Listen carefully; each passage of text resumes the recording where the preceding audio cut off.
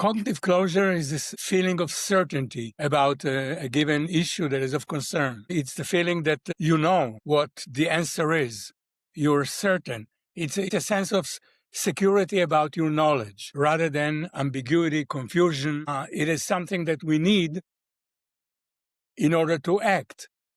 We need a certain degree of closure in order to cross the street, in order to choose what we want to eat on a restaurant menu. We need a certain degree of closure about every decision we make. So it's an inseparable part and parcel of the human predicament, because our life is made up of an endless chain of decisions. In each decision, you need to know where you're going, what the anticipated consequences might be. You need closure. In the absence of closure, you're confused. You don't know what to do. You're paralyzed, as it were. And therefore, closure is such an important, necessary condition of everyday being, as well as of the larger decisions that we make.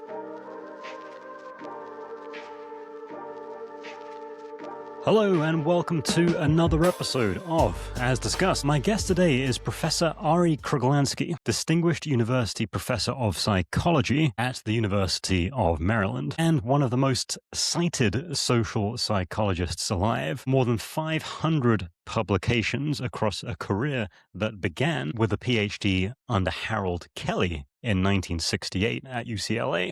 Professor Kruglanski's gift to the world of psychology was the term cognitive closure. This is our drive to resolve ambiguity and settle on an answer, any answer, particularly in the face of uncertainty, and significance quest theory, which holds that the need to matter sits beneath much of what we do, from falling in love to finding a career to joining a terrorist group. That second idea is no abstraction to Dr. Kruglanski. He was born in Łódź, Poland in 1939 and survived the Holocaust as a child, and he later co-founded START, the National Center for the Study of Terrorism and Responses to Terrorism. Among his many works, we discussed two books in particular, both of which I recommend: Uncertain, How to Turn Your Biggest Fear into Your Greatest Power, and from last year, The Quest for Significance, Harnessing the Need That Makes the World Go Round, written with the journalist Dan Raviv, who spent 40 years at CBS News. Professor Kruglanski also released a new book just 2 weeks ago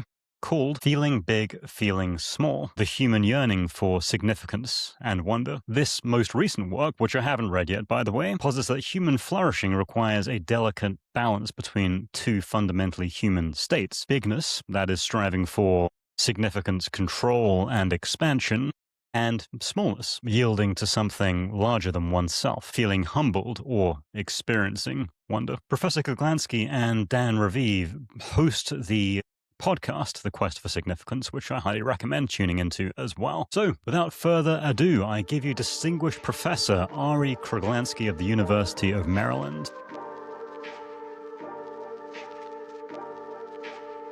Professor Arie Kruglanski, welcome to the show. Good to be here. Thanks for inviting me. And before anything else, so I'm going to hold up a copy. So this is your latest book, by the way. You released this last year, The Quest for Significance. So I've got my copy right here, and we'll dig into some of that later. I really enjoyed this, and I really enjoyed Uncertain as well, by the way. I like the unacademic tone, shall I say. So many historical stories, allegories, myths, fairy tales to illustrate your points. So thanks for making that so approachable. And if I may, here's our latest. Feeling Big, Feeling Small? Did you release that this year? It was just published 2 weeks ago. Excellent. Okay, I'll order my copy of that then. I'm sorry, I didn't even realize that came out. I think I ordered this one before you published that one. Okay. All right, I'll need to work my way through that one as well. Maybe we can speak again once I've read the next book. I'd like to. And you also have a podcast as well with your co-author, Dan Raviv. Did you work with Dan on this next one too? No. On this next one, I worked with my colleague, Sofia Moskalenko. Sophia, yeah, your early research collaborator, if I remember correctly. Yes. Yeah. We had a book before, Psychology of the Extreme. It presents my model of extremism. Yeah, which you write a lot about. And again, it's written in an accessible format. The idea being that extremism isn't just violent extremism or political extremism, but it's a psychological state that can express itself in, being vulnerable to extreme diets, extreme sports, extreme love crushes. So it's, the tendency of people to become extreme, suppress everything else, and be one-track minded. Yeah. That's, taking a broader view on extremism, not just violence, but other forms of extremism. Yeah. Because you touched on that in Uncertain, and again I did, yes. in Quest for Significance. Yeah, it's a fascinating, and it's very topical. Obviously, Yes, when I saw some of the events on the 4th of July in Washington, it made me think of your writing, actually, when I see the way yes. people behave. I've got so many questions because you've written so much and your research spans several decades at this point. But I first came across your name when I was researching for a book, and I was trying to understand something very small, much smaller than the topics you write about, but why it is that companies gravitate towards codified systems. So things like org charts and performance ratings and job architecture. Performance ratings in particular is very curious to me, how we tend to boil down people's years worth of contributions into a single number. And you speak about this as well. There's a wealth of evidence, and engagement scores show how dissatisfied people are in the workplace, and specifically how much they dislike, for example, the performance rating. But despite that, people still tend to use it. It's overwhelmingly popular in corporate America. So among the explanations I came across things like belief perseverance and familiarity bias and other psychological phenomena. And I also came across this wonderful alliterative term, cognitive closure. So before we dive into the book and some of your research, for the uninitiated, what is cognitive closure? Cognitive closure is this feeling of certainty about a given issue that is of concern. It's the feeling that you know what the answer is. You're certain. It's a sense of security about your knowledge rather than ambiguity, confusion. It is something that we need in order to act. We need a certain degree of closure in order to cross the street, in order to choose what we want to eat on a restaurant menu. We need a certain degree of closure about every decision we make. So it's an inseparable part and parcel of the human predicament because our life is made up of, an endless chain of decisions. In each decision, you need to know where you're going, what the anticipated consequences might be. You need closure. In the absence of closure, you're confused. You don't know what to do. You're paralyzed, as it were. And therefore, closure is such an important, necessary condition of everyday being, as well as of the larger decisions that we make. And you mention you also have in Uncertain the need for closure scale, which I did Yes, myself. I did the test. But maybe talk us through that. And you did this yourself as well. And I'm curious as to your score. You mentioned that in the book. yes. No, I think that I'm definitely on the higher need for closure continuum. That's why I keep on coming up with theories that are basically little bubbles of closure on various topics. Kind of ironic that Yes, you come up with theories of closure on topics of uncertainty, isn't it? that's yes, but recognizing that tendency in myself, I try to overcome it. I try to, stop myself from reaching premature closure, thinking of what might a critical evaluation of what I propose as closure be. Who might the critics be? What might they be thinking? So, the meta awareness of your own proclivity in that regard can, to some extent, protect you from the traps and foibles of premature closure. And especially for a scientist, it's very important to anticipate what the reactions might be, what the reviewers might say, because otherwise you're exposing yourself to a lot of unpleasantness. And in science, the almost some of the safeguards are built into the process because you have pre-registration and you obviously have peer review. And in some ways, those are almost institutional guardrails against closure. Yes, That's right. That's right. Now you have to stick your neck out and suggest, clearly what it is that you are expecting. And if that doesn't pan out, then we know that that particular hypothesis did not work. Whereas before, you could kind of twist the results any which way, pretending that you expected it, whereas in fact you did not, and you capitulated on. You benefited from chance. And in uncertain, you mentioned something going back. I think this was referring back to your early research in 1989. Um, you mentioned that there was something that surprised you about your early research, which was that people exposed to distractions and noises, I think you put noisy computers around them to Yes, essentially stress them out, the more distraction, the more certain they would become. And this kind of formed a lot of your future writing, I think, in terms of how yes, closure comes about. So would you mind telling me a bit more about that? yes. Well, um, the tendency to achieve closure and the craving for closure is in part a function of how difficult information processing is. The more difficult it is, the more effort you need to invest in it.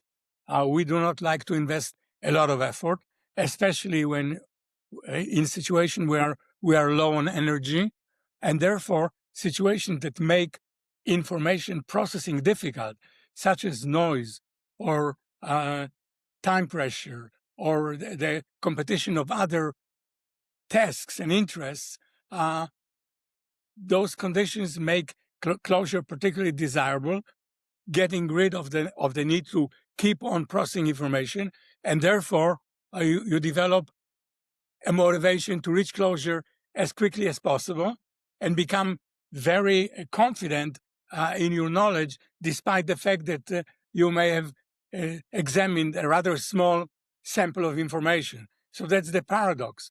Less information processing is more. And sometimes you see people who are very confident despite their being ignorant about the situation. You see in politics, people talk with great confidence about things that they understand very little about.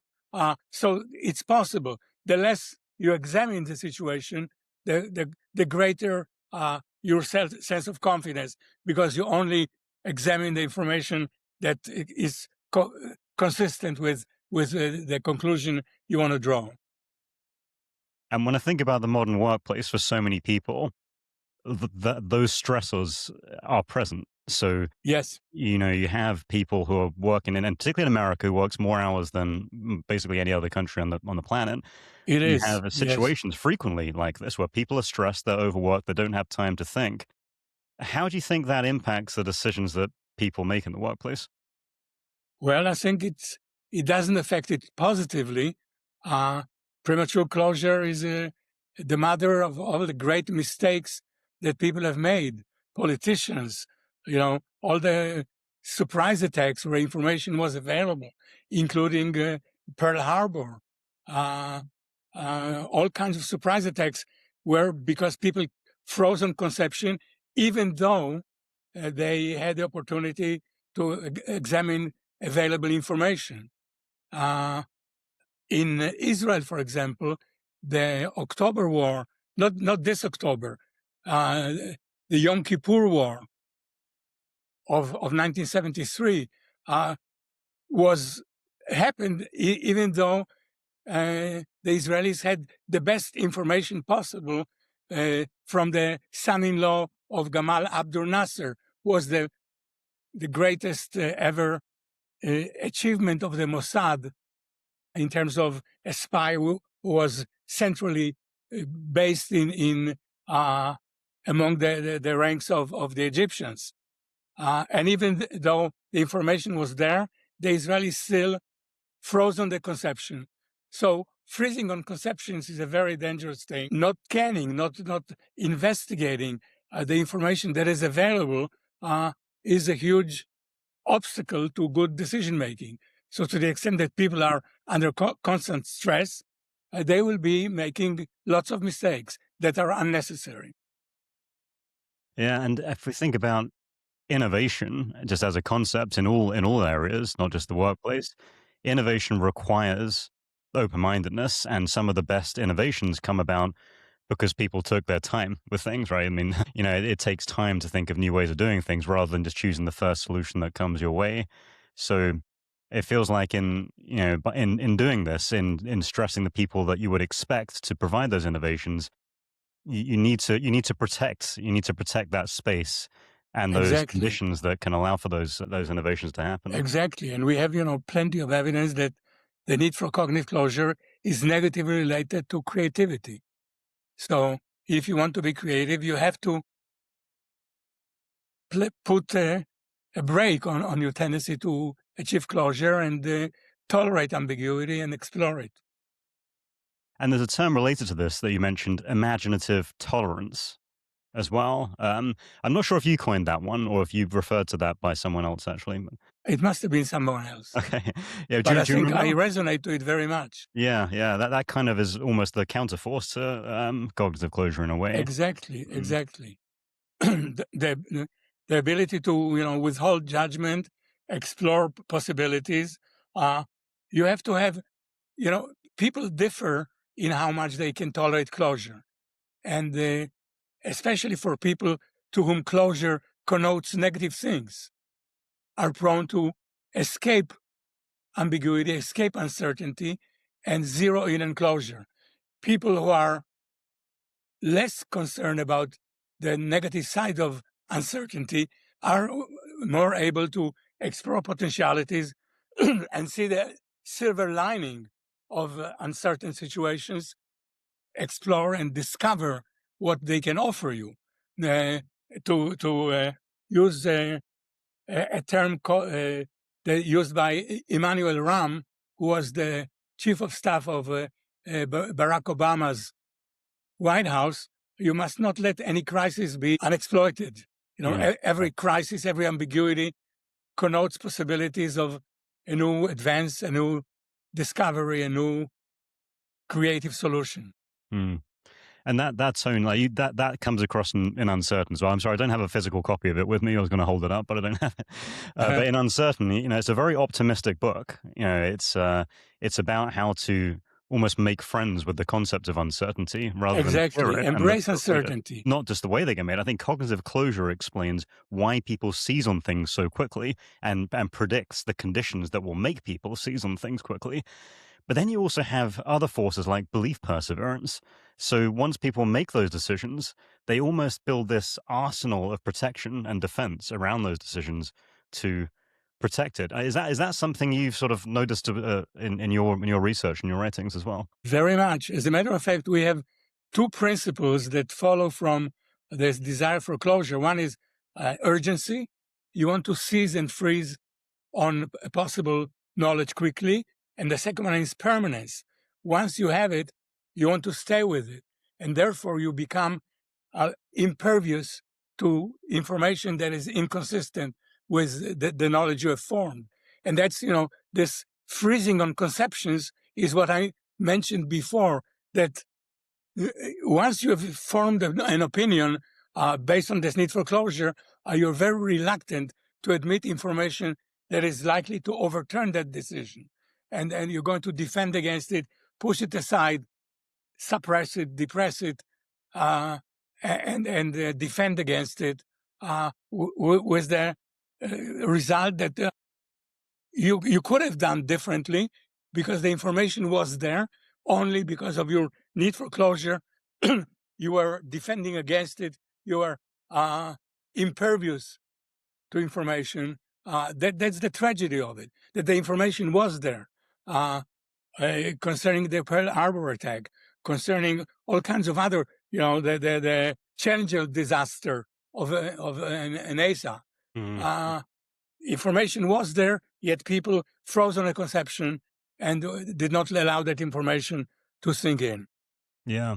Which obviously makes me think of Leon Festinger as well. I think you mentioned in your book, and he wrote that book When Prophecy Fails, when he Yes, infiltrated the cult of believers, which is a very yes, entertaining story, if a little bit morally questionable. But he obviously came up with this term cognitive dissonance, which is what happens when you've made that opinion. And obviously he showed that despite all the evidence to the contrary, rather than looking at the evidence, you sink You even stay with the deeper into it. opinion and you Yeah, justify it. you justify. Yeah. Exactly. And there's a piece of research that I cite actually in chapter 1 of my upcoming book, which is the research you did with Antonio Piero on the Italian postal workers. So this was about the role of closure during restructuring and the different modes of thinking. But maybe you could tell me a little bit about that piece of research in your own words. Frankly, I don't remember that piece of research very well. It's been a while. Yeah, well, it was. I think it was. Let's see, 2007. You and Antonio Piero's conclusions were the high need for closure predicted, and I assume that you used your need for closure scale for this. I didn't look into that as a detail, but it predicted the ability of those Italian postal workers to cope with organizational change. So people opposed Oh, to yes, right. uncertainty, um, they were opposed to the concept of change, not the change specifically. So, and that was really interesting to me for organizational change, which meant that if you've primed people with a need for closure by creating stressful conditions and not giving them enough time and doing everything that you mentioned earlier, then they won't be willing to accept any change, whether it's positive or negative. They will perceive any change as a threat to their certainty. And that makes me think a lot of, in the business world, we talk about change management a lot. And there's a piece of research that a colleague did a while ago, which was, what happens to people's engagement? Well, no matter what the change, generally it goes down, no matter what you're suggesting, even if it's something positive. And that's because people react quite defensively. And it made me think of this piece of research with the Italian postal workers. Exactly. Mm. Exactly. Once you have a need for closure, you don't want things to change. You don't want things to be different. Any change introduces uncertainty. It suggests that your previous conception was wrong. It's uncomfortable, and you see the negative aspects of change more quickly than the positive aspects. It, of course, depends on the individual, but I think people in conditions where need for closure is very highly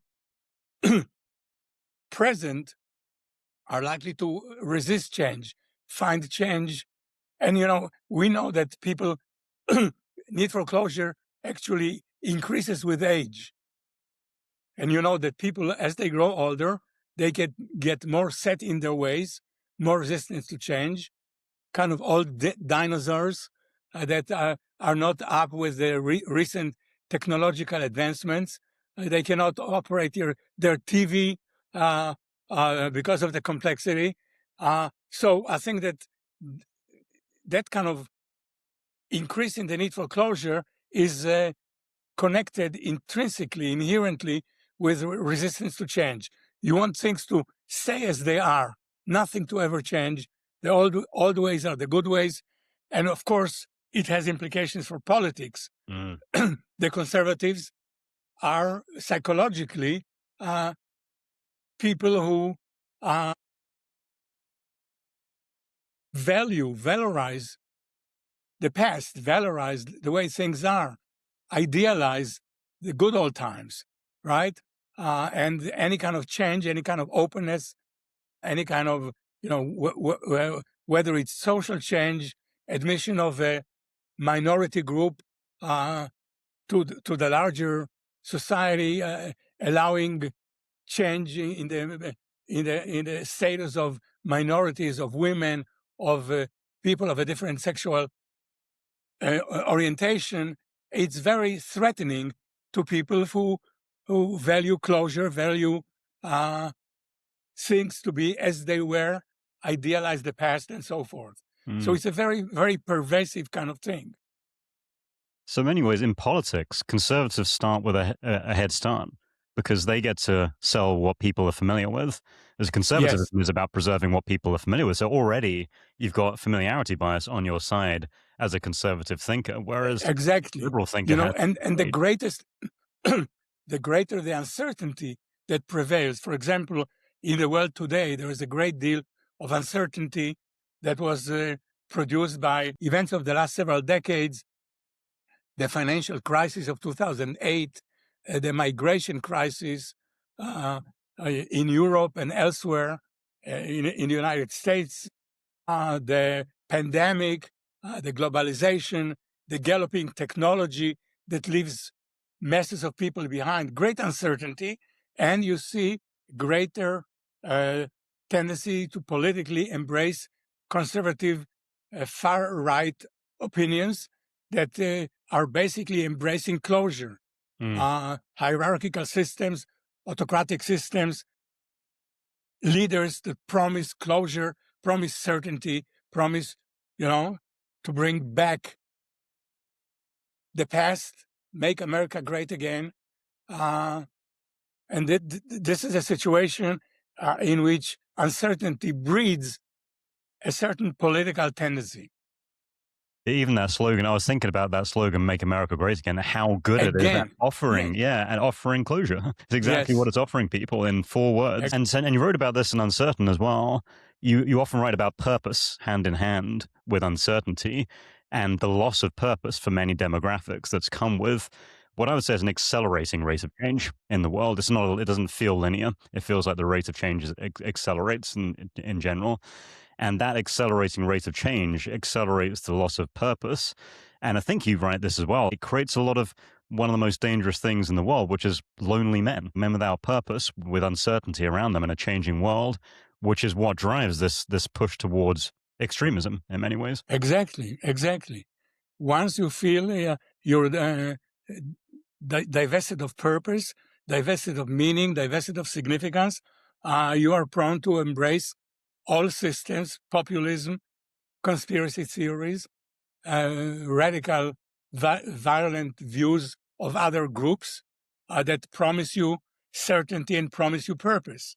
So, it's a very dangerous state of the human mind that we must be aware of and defend against. In terms of our careers, our work, you write in Uncertain that instead of following our passion, many of us opt for a pragmatic route, a career path in which jobs happen to be available despite having little interest or excitement in them. And that got me thinking, because companies seek the closure of job architecture and career paths, and then people seek the closure of those promotions that fit into that model. So you both have organizations and people both offering one another closure and kind of perpetuating this. However, it doesn't provide satisfaction in so many cases. People don't get joy out of their promotions, or if they do, it's very short-lived. Much like your research on sports fans, they anticipate they're going to be really excited about their team winning, and they anticipate they're going to enjoy that for a long time, but in actual fact, it kind of flashes and fades, and it feels very similar to a promotion. And your own path, you turned away from architecture. You kind of faced this, and an architecture, like all professions, is a very fixed career path that tells you what to do, when to do it, what you'll get in exchange for that. And you gave up on that. So tell me a bit about your own experience and how people can find purpose in their careers. Well, in my particular case, I did not, as many young people, I wasn't sure what I'm capable of, what my interests are. And I was good at math, and I was good at drawing. I could draw. So somebody in our family suggested architecture. And I then decided to follow that path without, having any better alternative. And when I started studying architecture, I discovered that I have really very little talent for it. And although I did okay, I passed the year. I was advanced to second year at the University of Toronto. I landed a job as a draftsman in an architectural firm, and I was drawing, little toilets for apartment buildings a whole summer, and that convinced me that architecture is not something I want to do. I faced a time of uncertainty, and then I decided to go where my passions lie. Strangely enough, I was very excited about Freud and about the analysis of dream, the whole mystique of, the great psychiatrists understanding people, helping people decipher their dream, the Hitchcock films like Spellbound with Gregory Peck Yeah. and Ingrid Bergman. Yeah. I saw myself in that kind of role, and I therefore enrolled in psychology at the University of Toronto. And my disappointment could not have been greater because at that time, the psychology at the University of Toronto was animal psychology, animal learning. Was all about rats and pigeons, training them to press bars and peck at keys. But strangely enough, again, I fell in love with the rigor and the thinking that goes into that and the implications for human behavior. And I was extremely fortunate to find something that really fit my interest and my passion. And, the rest is history, and I never looked back. I think you made the right call. I don't know where it would be without all the research that you've done since then as Thank well. you. I'm glad you made that call. You're the second guest I've had that turned down a career in architecture. But maybe we should thank architecture because it's shown a few people, at least that I've spoken to, what their true calling is. So you mentioned animal testing in that era of psychology when, for some reason, to understand people, everyone thought they had to experiment on animals. And perhaps one of the most infamous individuals is B.F. Skinner, who I'm fascinated by. And I had Alfie Kohn on as a guest recently, and he was talking about his interactions with B.F. Skinner.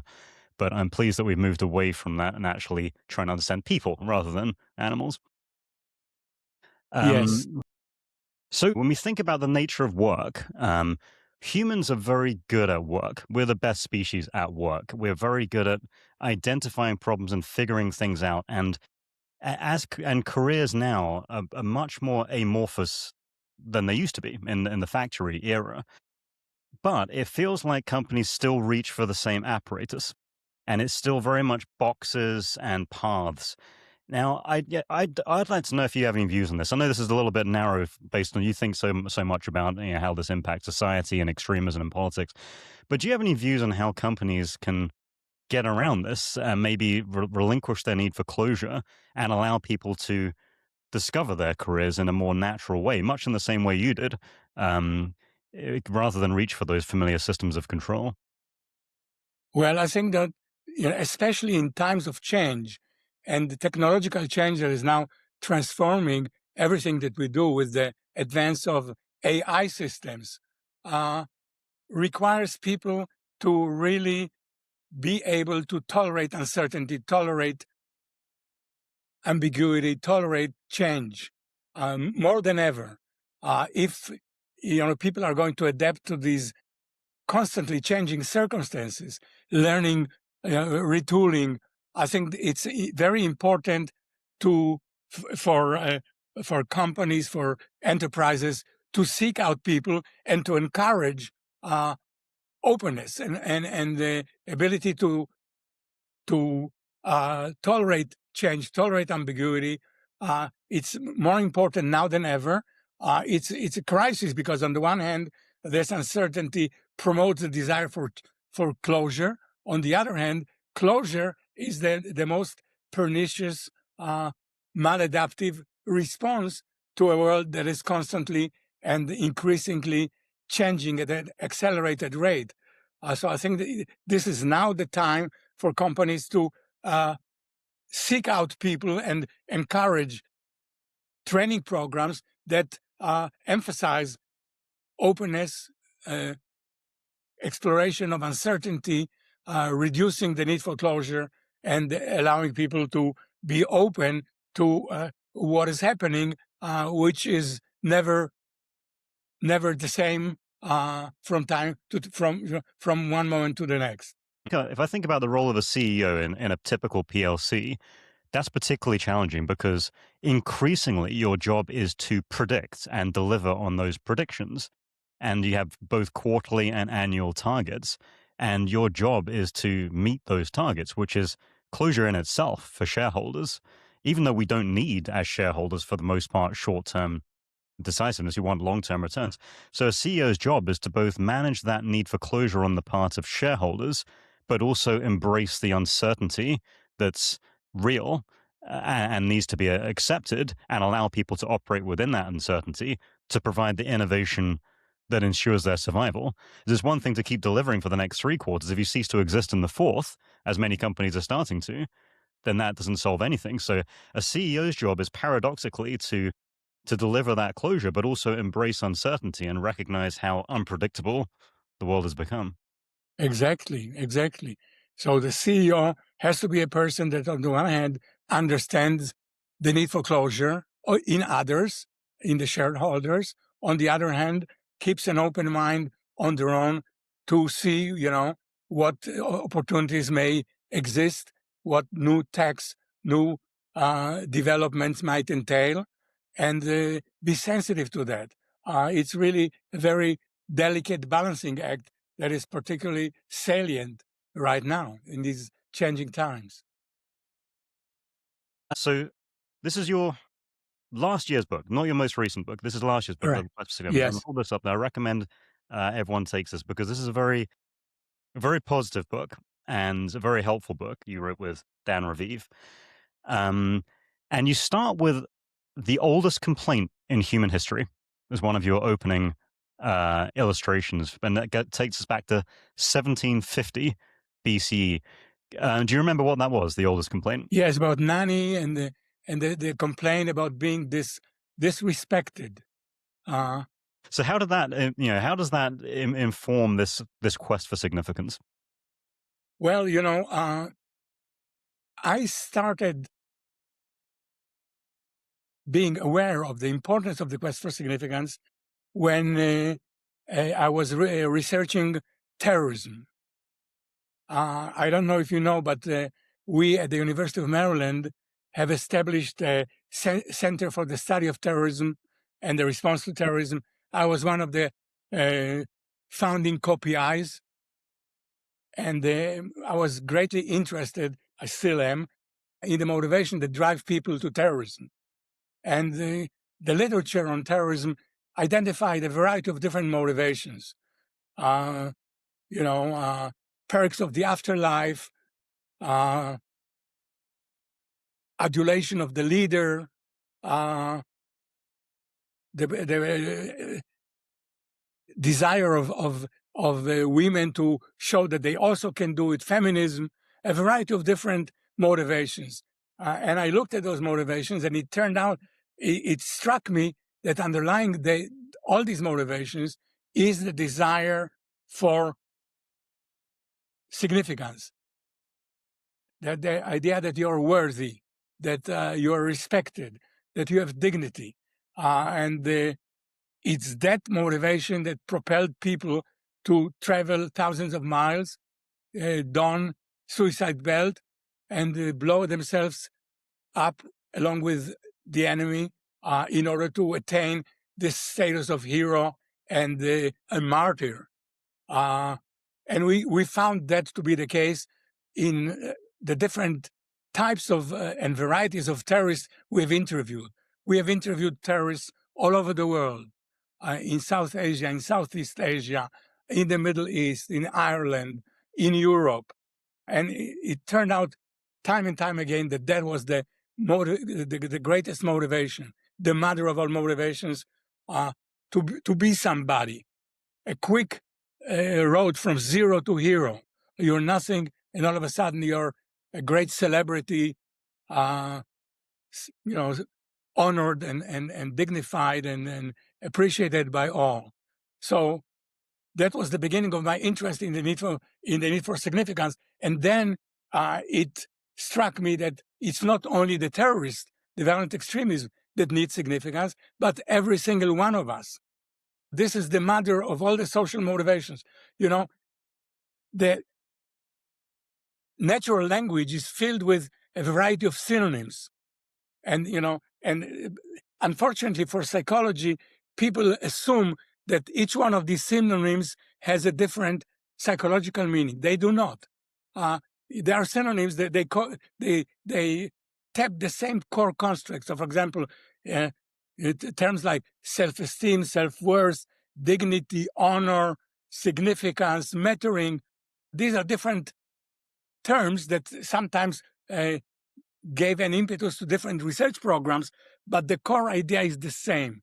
The very same idea that people want to have dignity, want to have social worth. To me, this is the most important social motivation. People talk about relatedness. People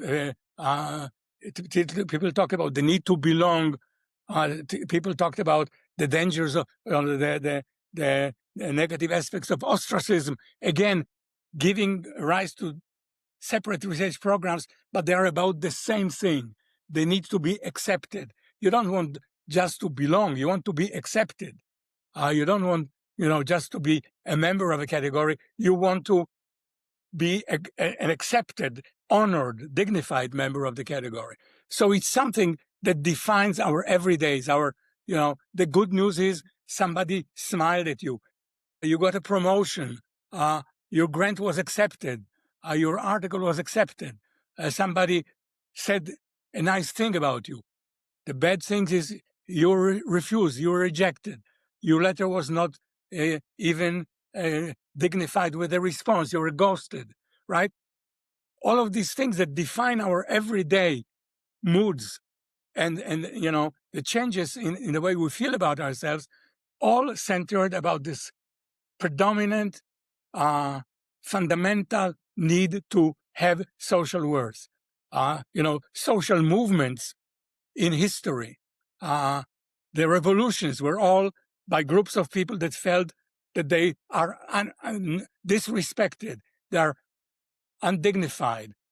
Slave rebellions, the French Revolution, the American Revolution, the Russian Revolution, now the civil rights movement in our country, the feminist movement, the LGBTQ movement. They are all about a category of people who feel disrespected, undignified, discriminated against. And that is such a powerful motivation that it rules our individual lives as well as it determines the course of history. So I think that became a very, very important focus of my research. And of course, the workplace, the domain that you're particularly interested in, is where most people get their significance. That's where they get their worth. They earn their keep. They're willing to. They're able to support their families, send their kids to college, live the kind of lifestyle that the neighbors live, be a member of society of respect. And of course, in our society, being a star, being a superstar, we have this need for bigness, need for significance on steroids. Mm-hmm. Of all the nations in the world, we are the most bigness-oriented nation ever. Which of course comes with its great downsides, burnout, excessive competitiveness, suffering a great deal, because not everybody can be a superstar. But I think it's a very important aspect of life, and plays a particularly important part in the workplace. Mm-hmm. Very, very well said. So many things that I'm thinking about as you're speaking as well. It makes me think about, politics and the rise of the far right and popularism. And it makes me think that it's a problem of our own making, in a way. We forgot that people's significance was being challenged in globalization. We underestimated how important that is.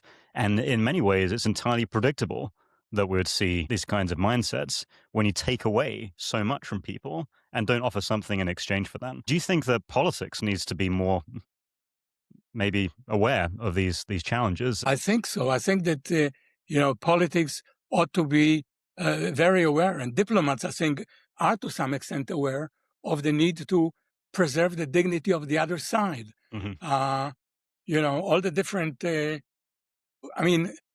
take the war in Ukraine, for example. It's Putin's desire for significance. So, understanding that, or the Israeli-Palestinian conflict, it's all about significance. It's not about a piece of land. It's about a sovereignty of the Palestinians, sovereignty of the Israelis that clashes. But without understanding that need is so central and so fundamental, thinking that it's going to be moneyed over or papered over by other means is likely to misfire. The idea, for example, that through economic means you can buy people's acceptance of conditions that humiliate them, that's not going to work. The idea that by developing a country or providing economic benefits, that is not enough. People sense of dignity, sense of being equal, being respected, having a place among the community of nations is so overwhelming that people are willing to suffer economically and physically, fight and die. So I think understanding people's quest for significance is really essential for intelligent navigation of the political universe. And without understanding that what you do is humiliating the other side, and that there's no way of bribing the other side to accept humility, understanding that may improve international relations, may improve politics, may improve the state of the world that is now, on the verge of exploding in various places. Mm. In many ways, that economic solution is a form of closure in itself, right? It's very easy to think that if we allocate enough GDP per capita, then we won't have a problem. But to your point, if you do that without the meaning, then it's not going to be enough. And that was an interesting point you made as well. Revolutions, people sacrifice a lot for revolutions in their quest for Yes. significance. They don't gain, in many ways, economic advantage. And I feel like when I look at, if I take Spain and the Catalan region, for example, like this push for independence by the Catalan people, which is a push for significance by the Catalan people, that won't help them economically speaking. Economically speaking, it makes far more sense to be part of Spain and part of Europe. But that's not important. What's important is their social identity, much like Brexit as well, underestimating Exactly. the role of significance for the British people. And I feel like on one hand, you've got everyone trying to sell the economic benefit. On the other hand, you've got people trying to sell, make Britain great again, in a way. The significance Exactly. of being Britain as a country, the economic argument got completely lost to the significance argument. Exactly. The idea that you can bribe, you can money your way through solutions has proven futile time and time again. In the Israeli-Palestinian conflict, there was an attempt to develop the Palestinian territory, develop Gaza, bring in the World Bank and other influx of money. That didn't do anything because the Palestinian sense of frustration with their, with their insignificance and their, mistreatment and disrespect overwhelmed everything else. And no economic benefits could even come close to satisfying that quest for significance that can be only had. And unfortunately, one way of gaining significance is through violence, is the primordial means. So, without understanding that significance is gained through violence and aggression, we are making many mistakes on the political sphere. I wanted to ask you about as well. So, two names that came out of the books, Carol Dweck and Martin Seligman, and you all sit in what I would kind of loosely describe as the positive psychology circle, this positive psychology movement, which I find intriguing. And I read from many of the people in this movement as well. But maybe, again, for the uninitiated, what is positive psychology? Positive psychology is a reaction to the emphasis on negativity that psychology, I think, inherited from psychiatry. And that is, the idea that, people can be psychologically sick or not well. And the task of psychology is to bring them back to normalcy, so to speak, which is emphasis on the negative, the kind of mental illness view that gave rise to clinical psychology, to psychiatry, viewing the issue of preventing the negative rather than emphasizing the positive. The great innovativeness of the positive psychology movement initiated by Marty Seligman and Csikszentmihalyi in the year 2000 was to emphasize the psychology of human strength, the possibility of making the world a better place, of allowing people to thrive. Why don't we emphasize the positive possibilities of succeeding? And that's why work like my friends Carol Dweck's work on growth mindset and growth in general, the work of Martin Seligman on learned optimism, the work of Angela Duckworth on grit, and other similar works emphasize, people's ability to cope, how to enhance it, how to promote it, how to emphasize their strength and their resilience, rather than emphasizing on the negative aspects, the vulnerabilities, their the weaknesses that need to be addressed, but rather strengthening the human being in its attempt to live a rewarding life. And when I think about some of that research, it's a little frustrating how poorly companies tap into that. So companies love to treat people as units of production and to still think of people as assets, resources. And they don't like the uncertainty. They don't like the human aspects of a person. And it makes you think a little bit of Antonio Damasio as well, and his research to show that, we can't make decisions without emotion. And if we have positive emotions, we'll make better decisions. And that relates, I think, a lot to cognitive closure as well. We need emotions. Our emotions are an incredible strength to us and help deal with that closure and that uncertainty.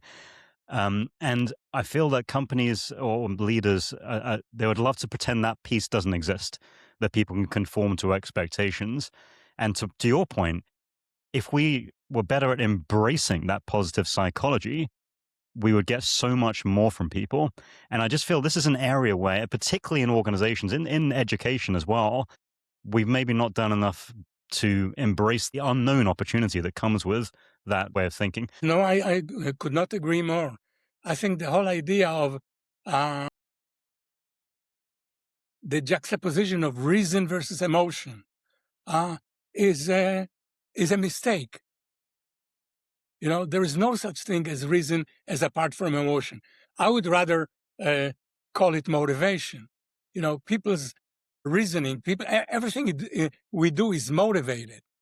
Emotion is the flip side of motivation. Emotion is what you feel when you succeed or when you fail. When you fail, you feel negative emotions. When you succeed, you feel positive emotions. But I think, all that we do, including our thinking, is motivated. We do not think in separation from motivation. We're motivated. Need for closure is just one motivation. Need for specific closure, as in dissonance theory, to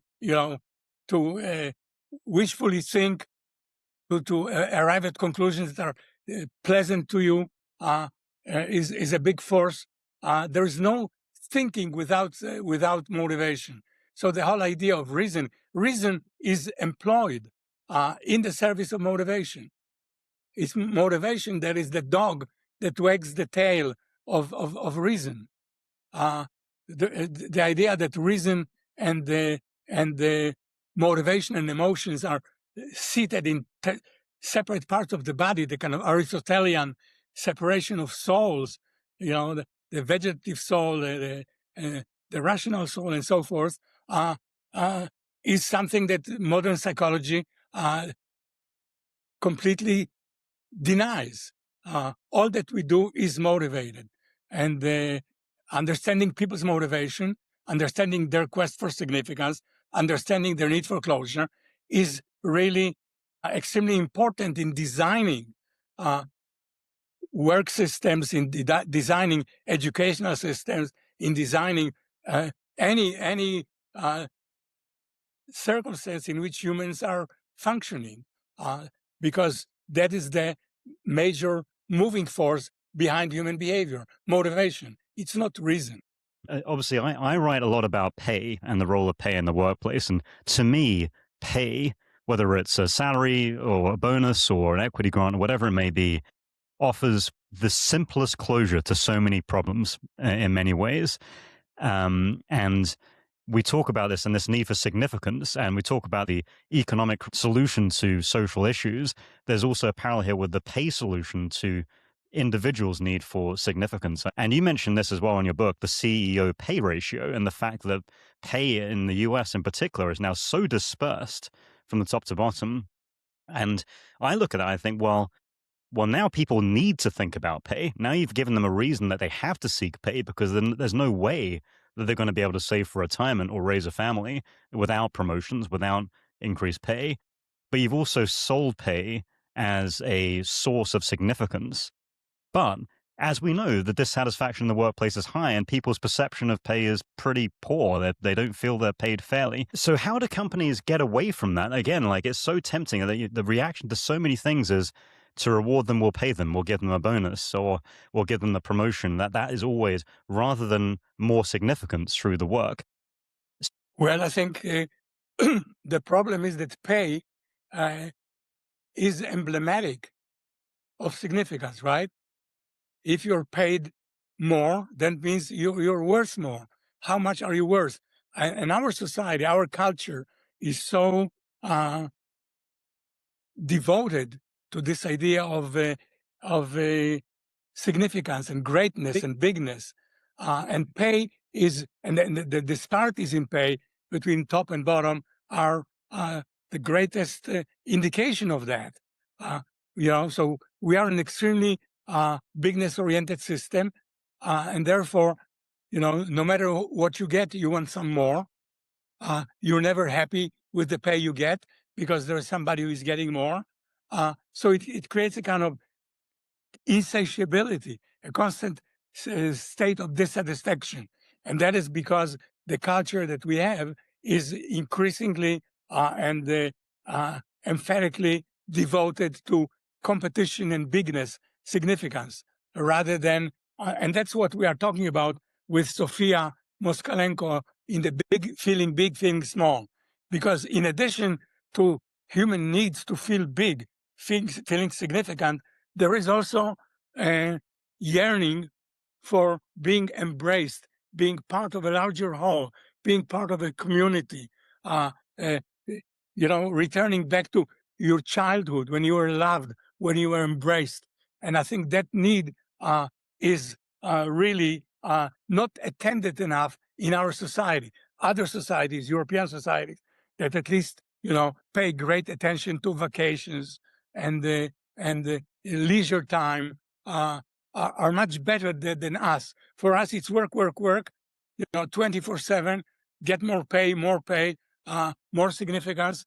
We do not allow ourselves that smallness that is a balancing act that allows people to have a harmonious life. So I think the idea is to change the culture, change the corporate culture, but culture in general, to de-emphasize this incredible push for bigness and counterbalance it with the desire for smallness, which is there's a desire for community, to be supported by others, to accept help, to offer help, not to worry so much about your ego.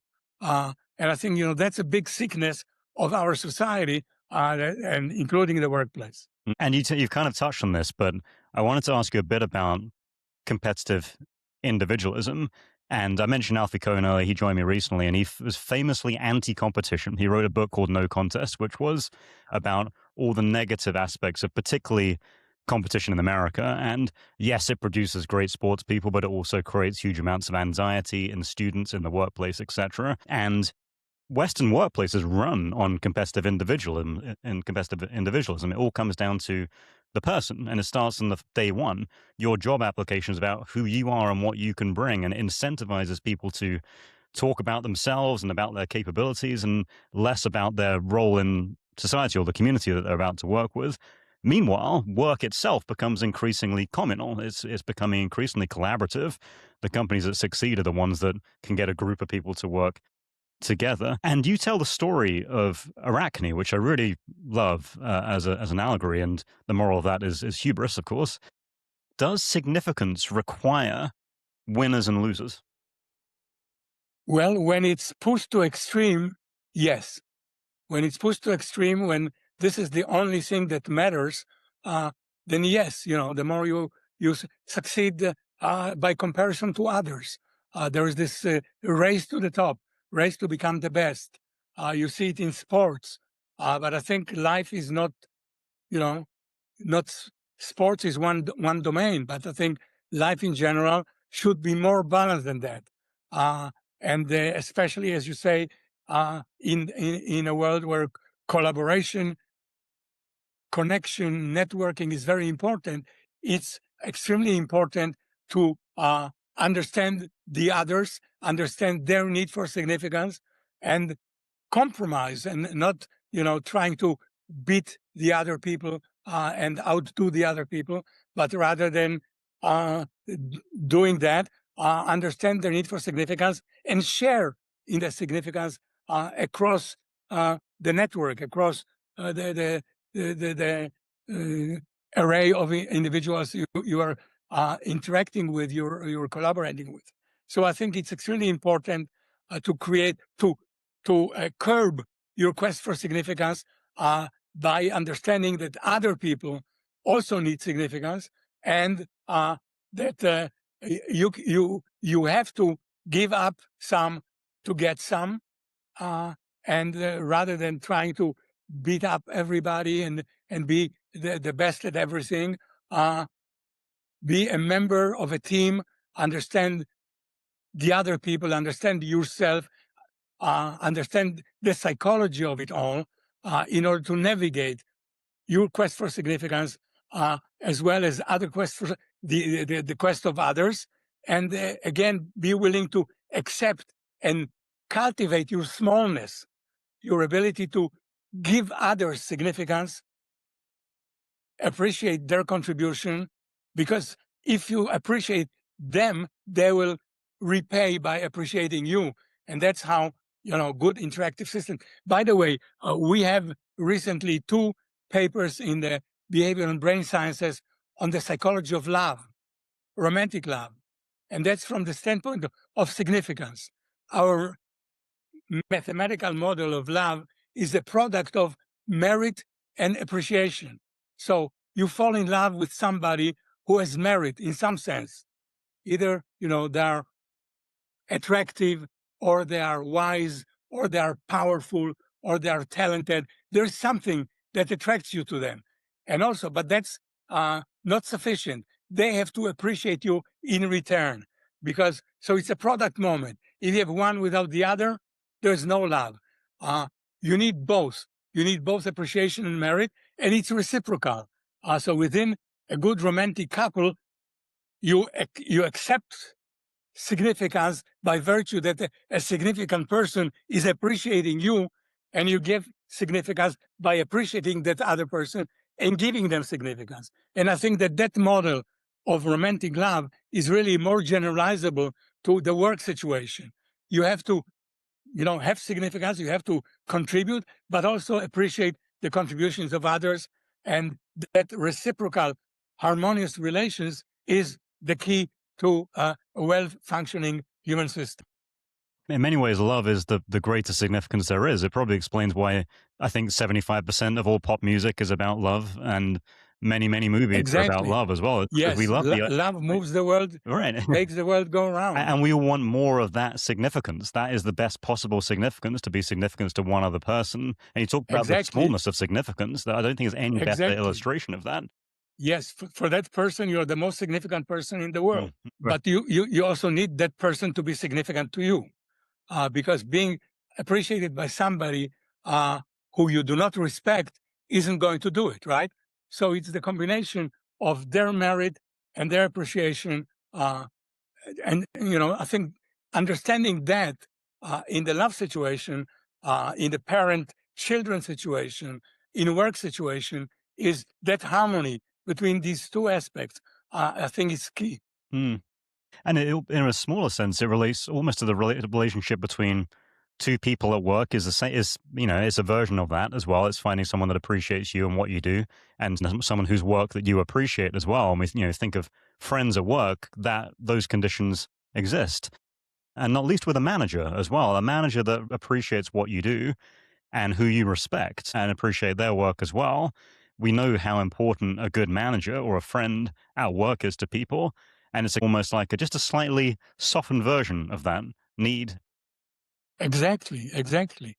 It's a universal thing, and I think it's really extremely central to all human interaction, uh, from love to friendship to work relations. Having that feeling of being appreciated by somebody whose appreciation matters because they themselves have value in your eyes. And you mentioned earlier about the need to maybe think less about oneself and more about the community around you as well. And I'm going to risk a slight rabbit hole here because this fascinates me. But you mentioned Max Weber. And I must admit, I haven't read his book, but I find the history of this American work ethic, but also this somewhat nuclear attitude to society, the way that that traces back through Protestantism and all the way back to Calvin and Luther and the Protestant uprising against this Catholic community and promoting the individual connection to God. I find that fascinating, the idea that that's kind of what laid the foundation for modern American psychology. No, I think I agree with you that it has very deep roots in Calvinism, Protestantism, the idea that your success means that God appreciates you, and therefore you strive for success in order to prove that you're worthy in the eyes of God. That's an extremely powerful force that fueled the American ethic, the American work ethic, the American emphasis on excellence, and I think that we have taken it to extremes without understanding that it has to be tempered by understanding the need of others, the sense of community, because otherwise, unmitigated quest for significance leads not only to burnout and exhaustion, but also to conflict, ultimately to aggression. The competition of great powers leads to war, to destruction, to mayhem. So I think it's an extremely powerful force that needs to be curbed, needs to be harnessed, needs to be mitigated. And I think understanding psychology, understanding what your actions do to others is critical in that regard. Mm. And in some ways, it feels like almost American industry has almost taken advantage of that work ethic. And again, the apparatus of a typical American company is about proving your significance as a person, your rating, your role, your title, your promotion, your skills. It almost feels like it's been worsened by that, by the growth of American industry. And you talk about burnout. That's, in many ways, that's companies taken advantage of the fact that they know people will respond to that. They know that people want that significance, and they know that as a company, people will keep chasing that until the point of burnout or the point of failure and collapse in many cases, which is why you see so much depression and anxiety in the world. And there was a statistic, one last point on that one, just to illustrate this. You mentioned this, 58% of Gen Z executives say they want to stop working, and 42% across the G7, includes obviously UK, France, Germany, etc., report burnout. And the US itself has the world's highest prevalence of depression. So clearly we're not doing something right there. Absolutely. I think we are overemphasizing this push for excellence and significance without understanding the toll that it takes on the human psyche and ultimately on society at large. We talked a bit about the psychology of the workplace and the psychology of politics and how this impacts society. One problem is the psychology within the organization, which we've spoken about, and the need for significance and the way that gets used. But also the psychology of change, it really interests me. It's difficult for companies to shift their way of thinking about how they should or could treat people. And there are a few companies that have changed the way that they treat people. And just a little bit of context here. When I look at organizations, I see in many ways the same organization as I saw 100 years ago. One CEO, top down decision making, reporting lines and checks and balances and assessments and productivity metrics. But in the whole of society, everything has changed beyond recognition. One of the very few areas where it looks almost identical is in the organization. But when we look at companies that have changed, the psychology is interesting to me, why it's so difficult for companies to shift away from those ways of thinking, almost relinquish some of those systems of control in exchange for more trusting ways of thinking. I just wonder if you have any thoughts on that and how American industry can embrace change and what it might take to improve some of those statistics, reduce the burnout and get more out of people and embrace their natural work ethic that just comes with any given human if you set the right conditions.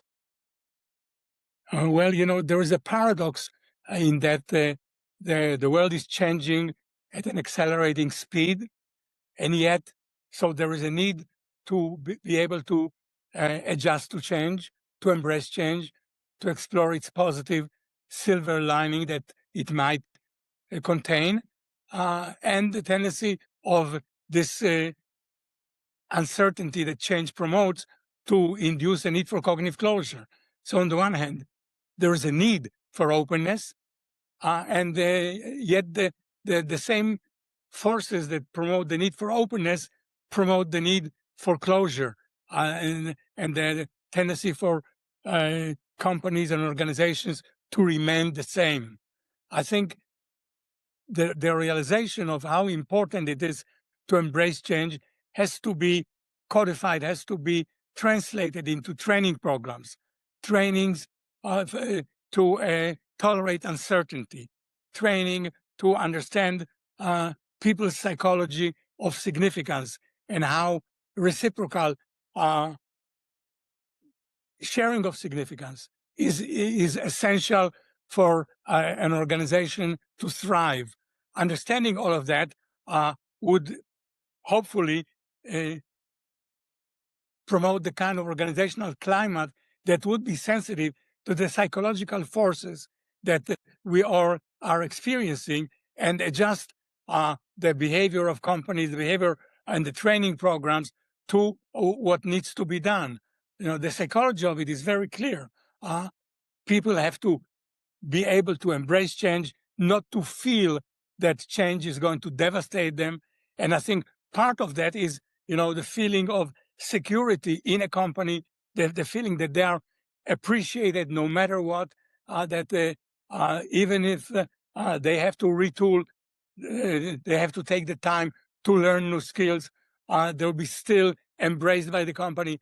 Understanding all of that should inform a new corporate culture that would be psychologically literate and be able to adjust to the changing world circumstances that we are seeing happen. Mm.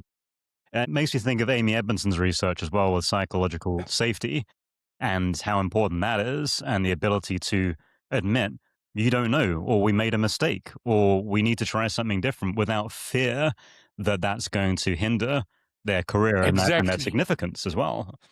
Exactly. Mm. And that feeling that you are respected, you have, you're respected for what you have done and the kind of person you are, and you can be assured that this is going to be there, even if you make a mistake, if you choose, the wrong option. Mistakes are things to learn from rather than to be devastated by. And I think understanding the psychology of it, having psychological safety in companies, having the feeling of being appreciated, and the understanding that you also need to repay by appreciation. That kind of climate is really necessary, especially this day and age where galloping change is inducing the kind of fossilization or rigidity as a defense against change. Change ought to be embraced and exploited rather than defended against. Which makes me think of loss aversion. And this was Daniel Kahneman and Amos Tversky, right, which showed that Yes, people will perceive losses twice as powerfully as they perceive gains. So if in an ever-changing world, this threat of change is twice as powerful than the prospect of success. You talk about this, this paradox. The more that change accelerates, the more people retreat into familiar systems, but the more they then secure their own failure by suppressing the mindset that they need from their people to come up with the ideas that are going to save them. So exactly. it's a really big challenge. And when I think about how companies can start embracing different ways of thinking, it has to start small, because I think you can use the psychology and almost flip it back as well.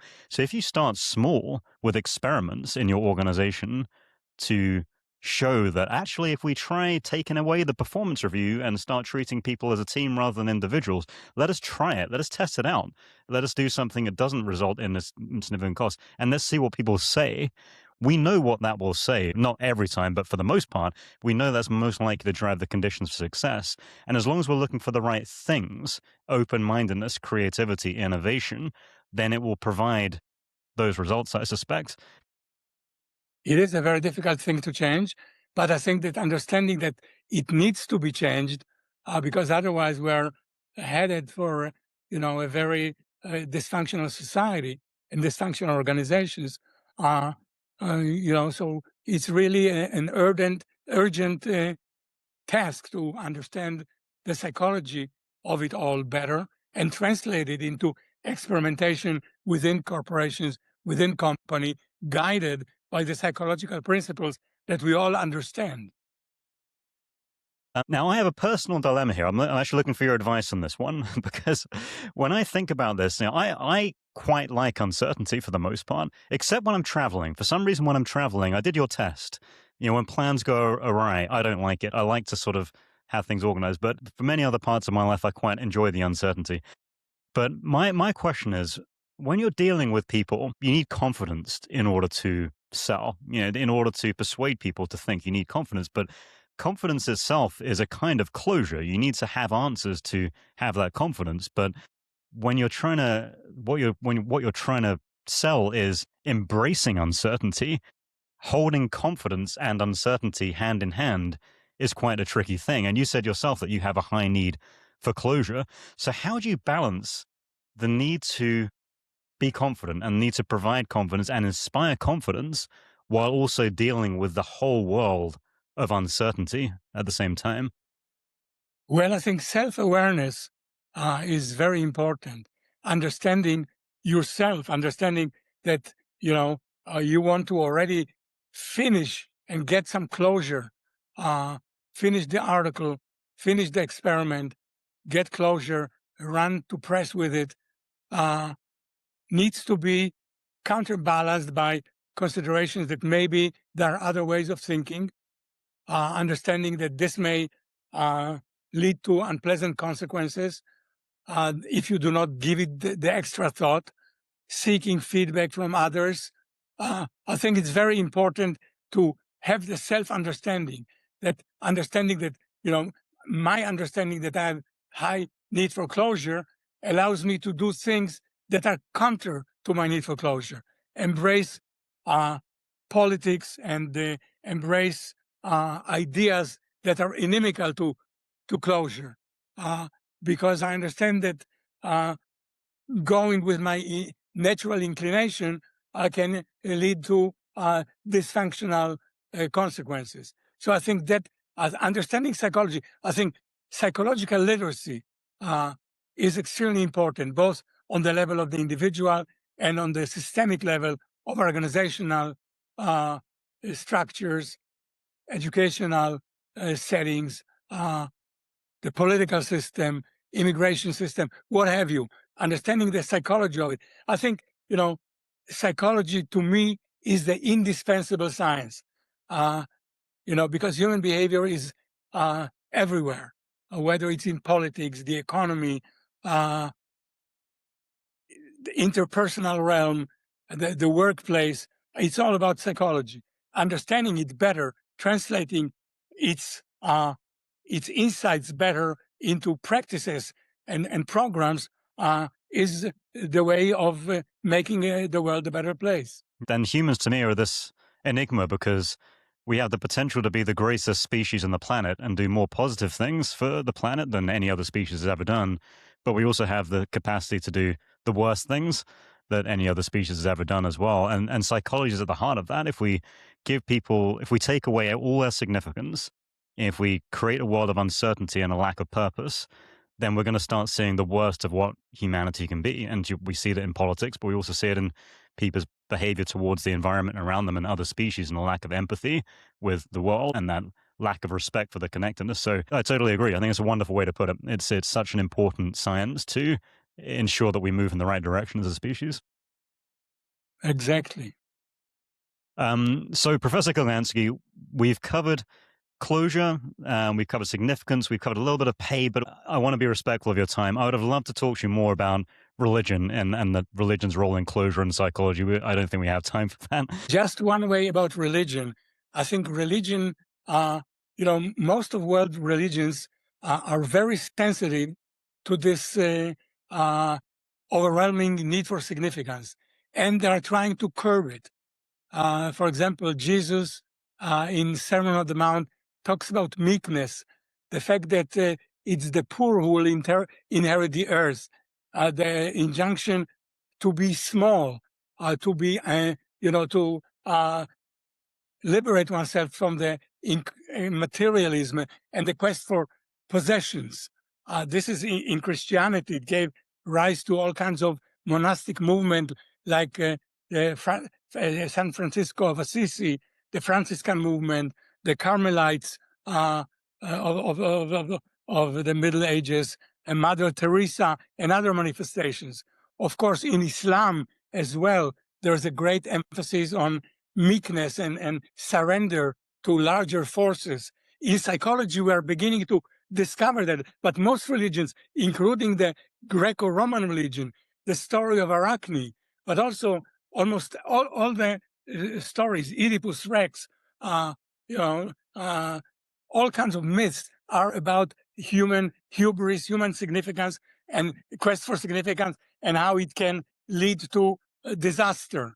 The Icarus that falls, from the sky because he tried to get too close. I think religion attempts to be an antidote to this excessive quest for significance, this quest of egotism, the quest of hubris. So I think religion, in that sense, is an important force that tries to regulate human behavior in a very psychologically astute way. It's so true, isn't it? All religions share this in common, that same morality and that same lesson. Indeed. And many fables as well is about not being true. Indeed. But given that religion is a diminishing role in society, in Western societies in particular, still quite prevalent in the US compared with other Western societies, we need something to replace that lesson, that morality in that case, because as you say, it's been curbing perhaps our worst instincts for many centuries now. So how can we adapt how can a secular society or even an atheist society or agnostic society adapt to continue to pass on those lessons without that religious aspect of life? Well, it's a very interesting and important question. At the beginning of modernism, science took the place of religion. There was a faith, a kind of religion of scientism. The idea that science can solve all the problems, and we do not need religion because through the application of the scientific method, we're going to solve all the problems that the world is presenting to us. But now there is a great distrust in science as such. There's a great sense that there is no truth, that it's all conjectures, in all hypotheses. There's no certainty, and I think that that creates a situation that we are in now. Fake news.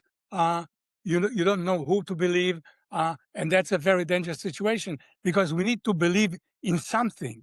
We need to trust somebody.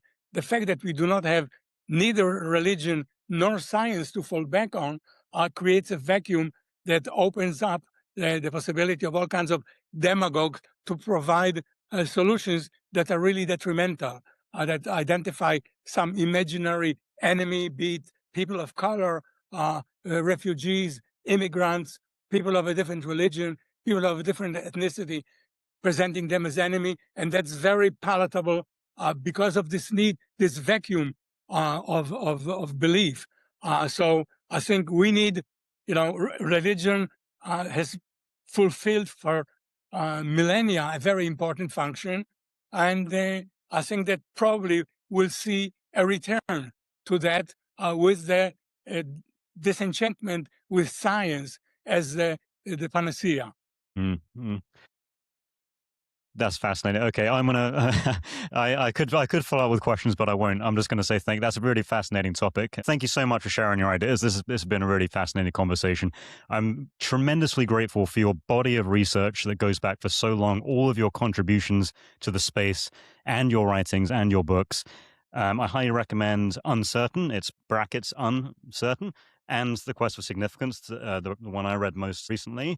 And your most recent book, Once More, is Feeling big, feeling small. Feeling Big, Feeling Small. Okay. Available at all good retailers, I assume. Yes, Yep. it is. I love the cover art, by the way. As a dog owner, I appreciate that. Owner of a small dog as well. And thank you very much. I really enjoyed it. Yeah, thanks so much, Professor Kruglanski. If people want to find out more about you, apart from the books, is there anywhere else that they should look for you? Well, the books probably tell it all. My articles, are primarily scientific, so maybe they're not as accessible. But I think the books are probably the best way to get to know where my research has been going, what I've been interested in. By the way, my next book is about the psychology of human freedom, and maybe we would want to talk about that at some point. I would love to chat again. Once I've read it, I'd love to have you back and talk specifically about the psychology of freedom. I often think and write about the tension between freedom and control, and that, and how that interacts. So I'm looking forward to that one. Definitely. Thanks so much for your time, and hopefully we speak again. Yes, I hope so too. Thank you very much. I enjoyed it. Okay, take care. Bye. Bye-bye.